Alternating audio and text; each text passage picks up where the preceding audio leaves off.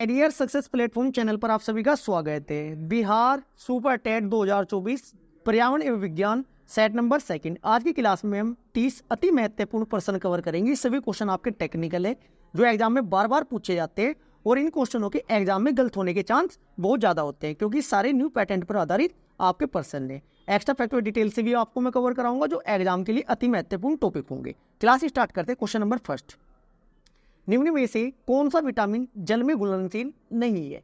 अब बात करते हैं सबसे पहले विटामिन। सबसे पहले हम विटामिन याद करेंगे ट्रिक के साथ। विटामिन कौन कौन से होते हैं, फिर विटामिन की सबको जो बी वाले विटामिन होते हैं उनको ट्रिक से याद करेंगे। किस विटामिन की कमी से कौन सा रोग होता है ये भी मैं आपको साथ के साथ बताऊंगा। जल में घुलनशील विटामिन और वसा में घुलनशील विटामिन कौन कौन से होते हैं ये भी मैं आपको बताने वाला हूँ। देखिएगा सबसे पहले विटामिन ए।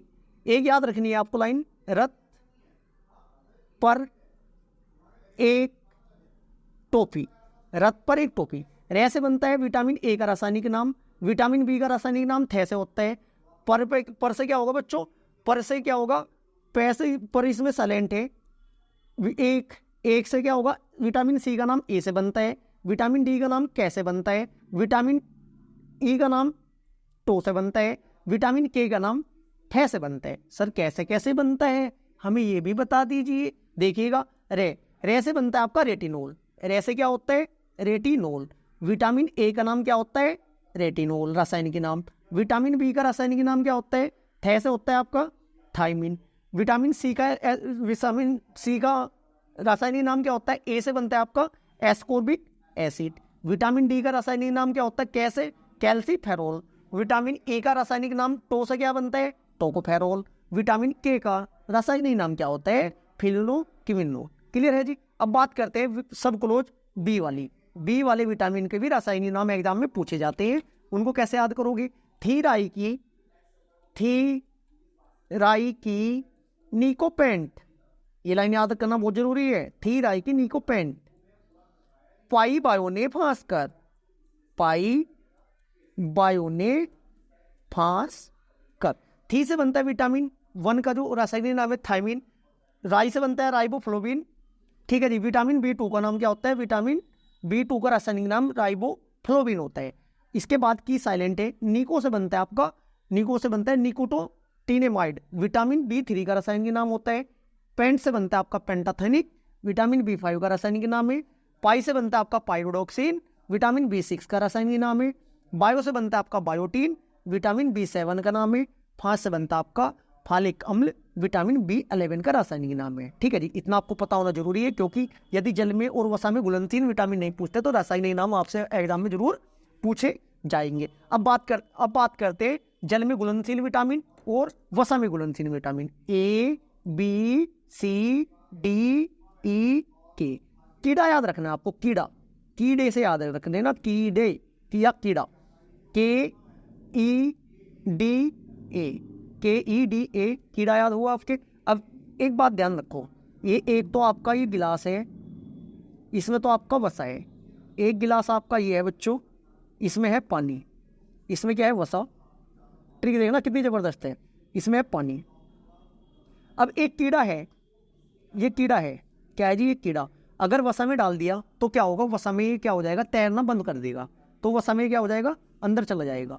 जबकि इस कीड़े को आपने क्या करा, अगर पानी में डाल दिया तो पानी में डूबने का नहीं, पानी में तैरने लगेगा। अब बात समझ में आई, क्योंकि वसा होता है, वसा का जो वो होता है, घोल होता है, वो बहुत डार्क होता है, बहुत गाढ़ा होता है, इसलिए वसा में कीड़ा डूब जाएगा, पानी पर कीड़ा तैरने लगेगा। इसका मतलब क्या हुआ, वसा में घुल जाता है मतलब बीच में चला जाएगा, ये ऊपर नहीं रहने का। कौन, कीड़ा। KEDA कीड़ा होगा। विटामिन के, vitamin E, vitamin D, vitamin A, ये आपका वसा में घुलनशील होता है।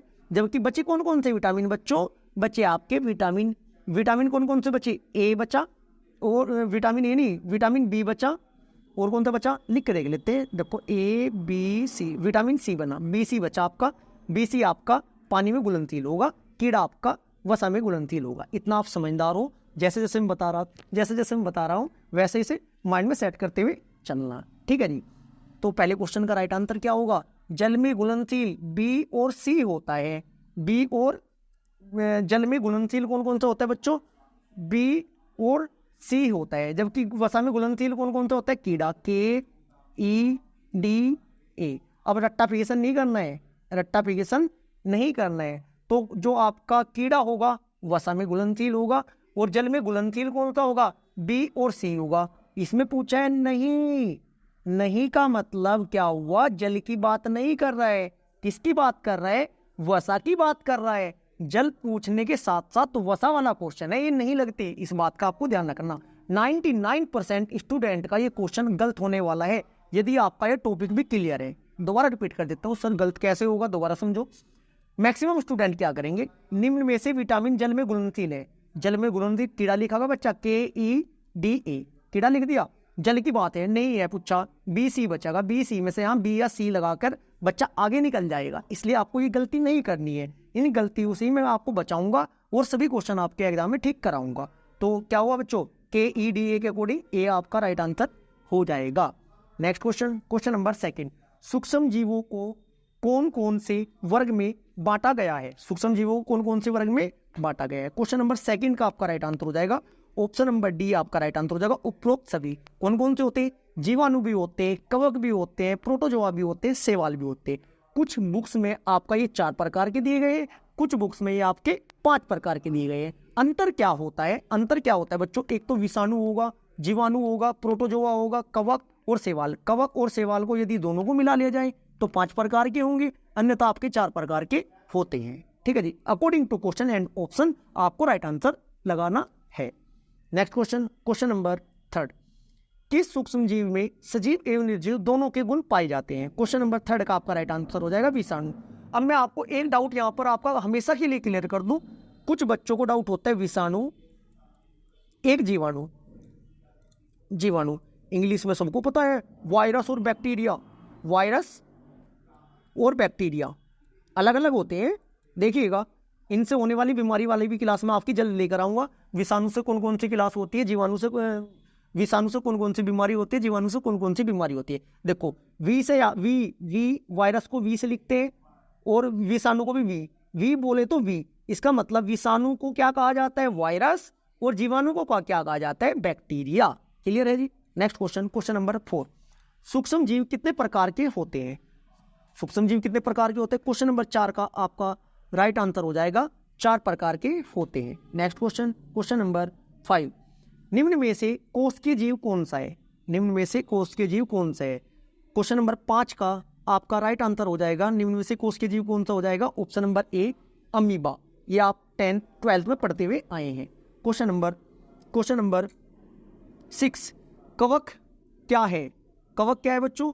कवक है आपका एक, बच्चों कवक क्या है? एक प्रकार के पौधे हैं, बहुकोशिकीय है, सूक्ष्म जीव है, उपरोक्त सभी है। तो ये क्या हो गया आपके बच्चों? ये उपरोक्त सभी होंगे। राइट आंसर आपका ऑप्शन नंबर डी हो जाएगा। नेक्स्ट क्वेश्चन, क्वेश्चन नंबर 7, गाय में खुरपका और मुंह पंखा रोग किससे होता है?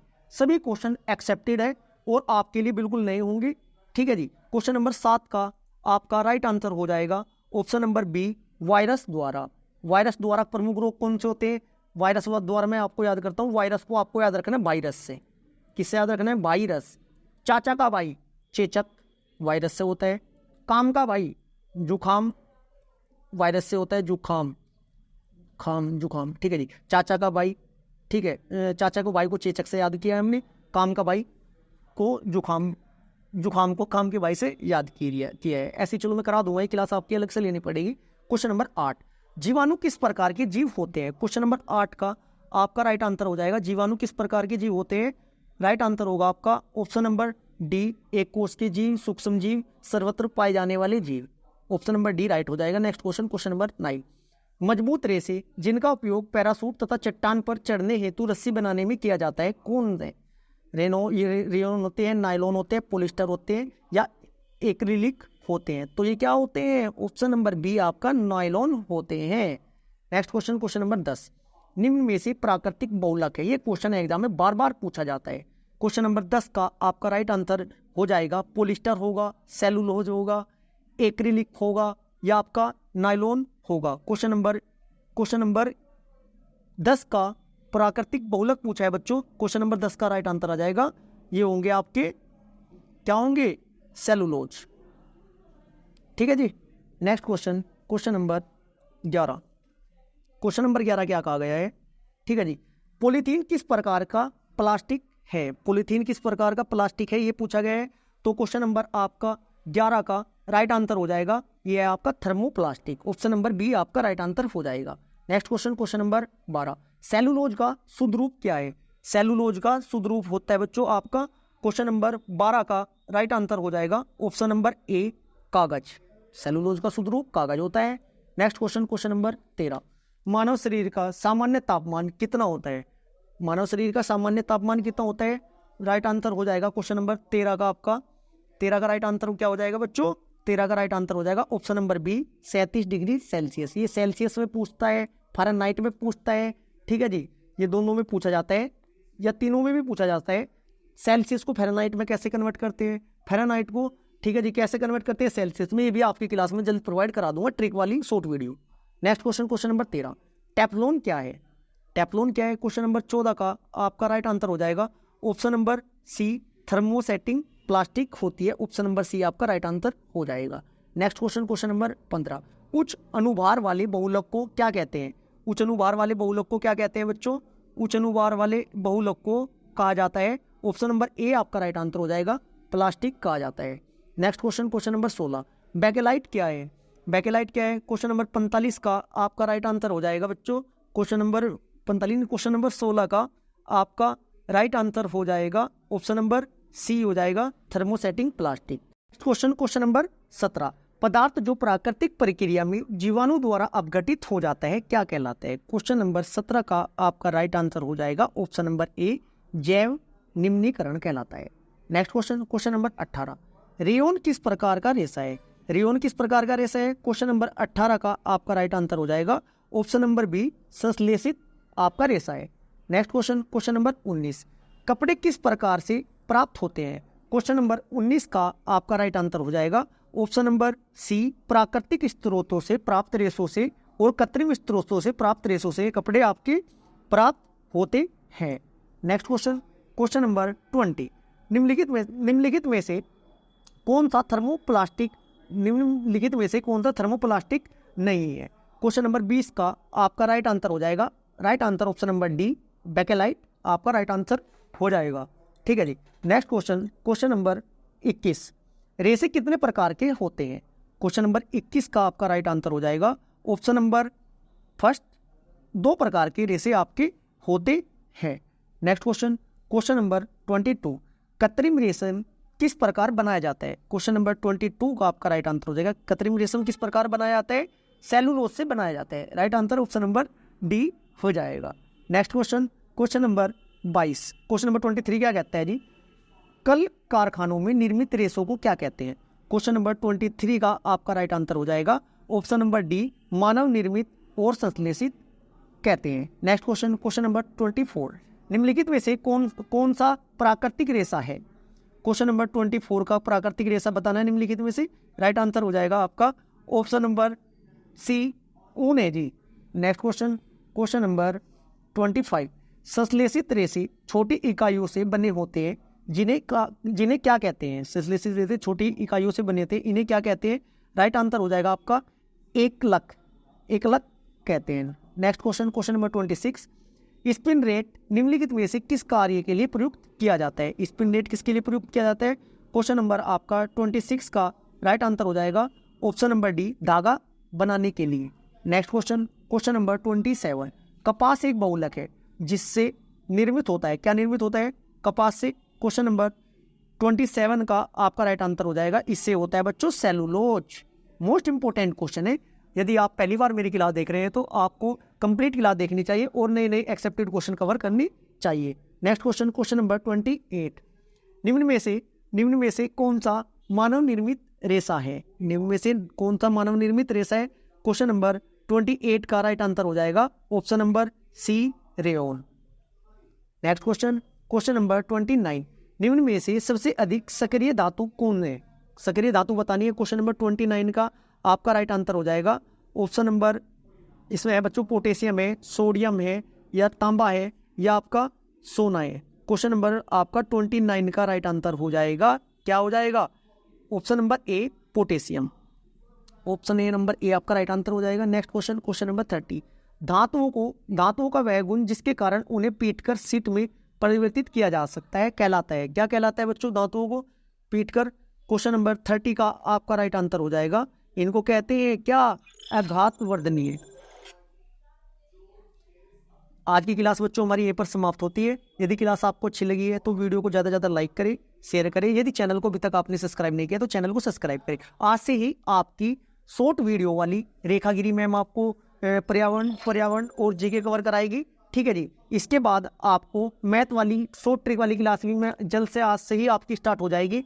जल्दी लॉन्ग वीडियो आपकी मैथ और रीजनिंग की प्रोवाइड कराई जाएगी और साथ के साथ टॉपिक वाइज आपकी पर डे क्लास लगातार चल रही है। आज आपको मूव्स की भी क्लास मिल जाएगी। कुल मिलाकर 1-2 दिन में सब कुछ सेटअप आपका सेट हो जाएगा और 100+ स्कोर आपको कैसे करना है ये और कैसे आपको तैयारी करनी है मैं आपको सिलेबस वाली क्लास में आपको बता चुका हूँ। यदि अभी तक आपने सिलेबस वाली यदि आपने अभी तक सिलेबस वाली क्लास नहीं देखी तो उसे जरूर देखिएगा और बेहतरीन तरीके से तैयारी करिएगा। Thank you.